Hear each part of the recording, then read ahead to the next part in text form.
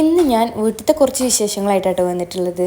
ഇക്കാക്കാൻ്റെ മോനും അതുപോലെ തന്നെ ബാബിയും ഇക്കാക്കാൻ്റെ അടുത്തേക്ക് ദുബായിലേക്ക് പോവുകയാണ്. അപ്പോൾ ആ ഒരു ഡേ ഞാൻ ഫുൾ സ്പെൻഡഡ് ആയിരുന്നു. അപ്പോൾ ഞാനതൊരു ഡേ ഇൻ മൈ ലൈഫ് പോലെ ചെയ്യാമെന്ന് കരുതി.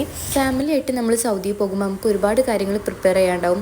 അപ്പോൾ അവിടെ ബീഫും പത്തിരിയും ഒക്കെ ഉമ്മ ഇക്കാക്കാക്ക് വേണ്ടിയിട്ട് ഉണ്ടാക്കുന്നുണ്ടായിരുന്നു. അതുപോലെ തന്നെ മല്ലി മുളക് അങ്ങനത്തെ കാര്യങ്ങളൊക്കെ പൊടിച്ച് പാക്കാക്കി സെറ്റ് ചെയ്യായിരുന്നു. എല്ലാം സെറ്റ് ചെയ്തതിന് ശേഷം പെട്ടി കെട്ടുകയാണ്. ഇനി പെട്ടി കെട്ടി ഇതിൻ്റെ വെയിറ്റും കാര്യങ്ങളൊക്കെ കറക്റ്റായി വരണം എന്നുണ്ടെങ്കിൽ ഒരു ടാസ്ക് തന്നെയാണ് കേട്ടോ. ദുബായി കൊണ്ടുപോകാനോ? ഇപ്പൊ തന്നെ എടുത്തു വെക്കുക.